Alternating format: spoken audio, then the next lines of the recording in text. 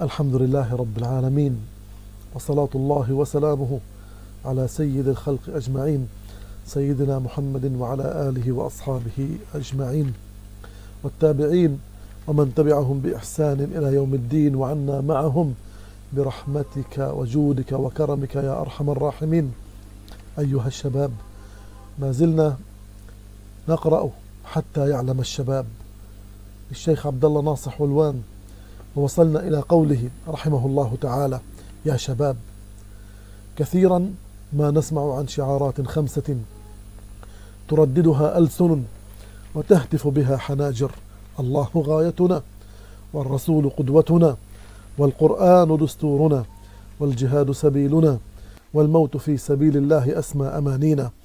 ولكن هذه الشعارات التي تنبعث من الأفواه المؤمنة هنا وهناك لا يمكن أن تتفاعل مع القلوب ولا أن تترك أثرها في النفوس إلا أن يتأسى المنادون بها بأصحاب المدرسة الأولى التي قام على تأسيسها نبي الإسلام صلوات الله وسلامه عليه، وخلفاؤه وأصحابه من بعده، ومن تبعهم بإحسان إلى يوم الدين. هذه المدرسة التي خرجت رجالا وأبطالا كانوا وما زالوا المنارات المتلألئة للأجيال المسلمة في كل زمان ومكان، منارات للإيمان والإخلاص، منارات في الجهاد والتضحية، منارات في الصبر والعزيمة، منارات في الثبات والصمود، منارات في التبليغ والدعوة، منارات في الأخلاق والمعاملة. وعندما يتخلق شبابنا بهذه الشعارات 5 ويظهر أثرها في أقوالهم وأفعالهم وتتجسد في حياتهم وواقعهم، عندئذ يرجى للإسلام عزة وكيان، وتقوم للمسلمين وحدة ودولة، وليس ذلك على الله بعزيز. أتدرون يا شباب ما هو التخلق بشعار الله غايتنا؟ أن تخلصوا لله في كل قول وعمل وفي كل عبادة وجهاد حتى يقبلكم الله من عباده المخلصين. وليكن شعاركم الذي ترددونه في كل وقت وكل حين: قل إن صلاتي ونسكي ومحياي ومماتي لله رب العالمين لا شريك له، وبذلك أمرت وأنا أول المسلمين. أن تعتقدوا في قرارة وجدانكم أن شريعة الله هي الهادية والمنقذة والشاملة والخالدة، وما عداها من أنظمة الأرض وقوانين البشر تخبط وشقاء وجاهلية. وأن احكم بينهم بما أنزل الله، ولا تتبع أهواءهم، واحذرهم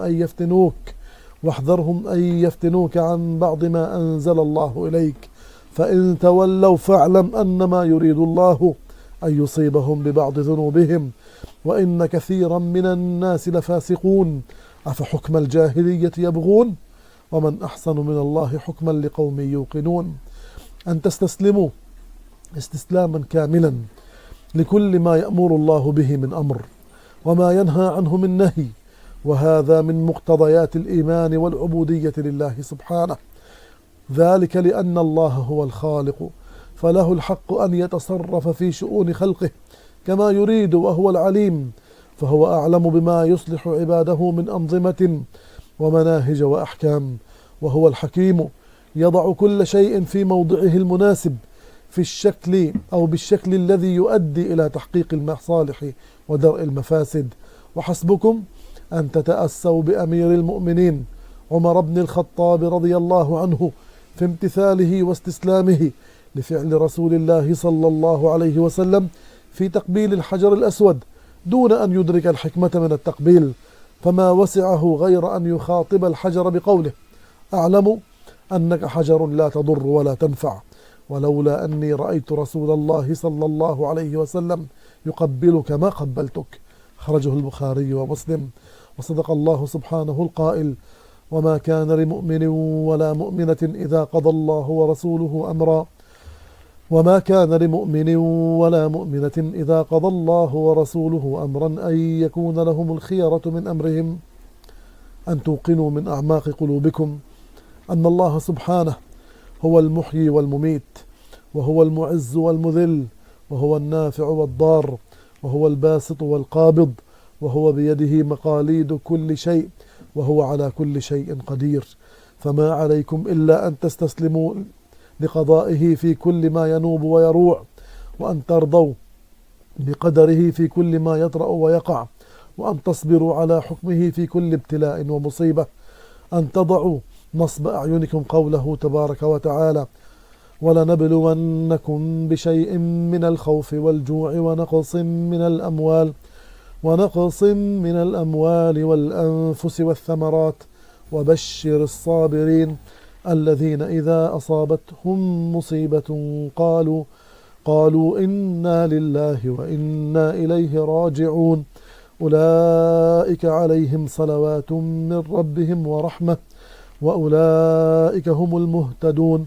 وأخيرا، لا يمكن أن تتحققوا بشعار الله غايتنا إلا أن تجعلوا رضا الله سبحانه وخشيته في نفوسكم هدفا وغاية، سواء أرضي الناس عليكم أم سخطوا، أأثنوا عليكم أم ذموكم، أأعرضوا عنكم أم أقبلوا.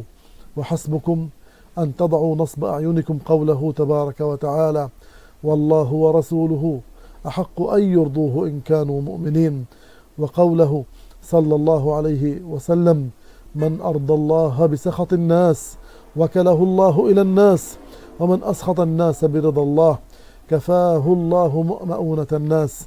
رواه الترمذي وأبو نعيم. وقوله أيضا صلى الله عليه وسلم: من أرضى الناس بما يسخط ربه خرج من دين الله. أخرجه الحاكم.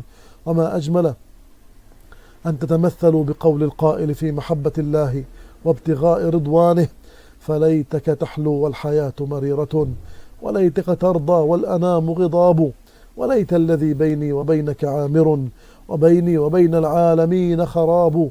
إذا صح منك الود فالكل هين، وكل الذي فوق التراب تراب.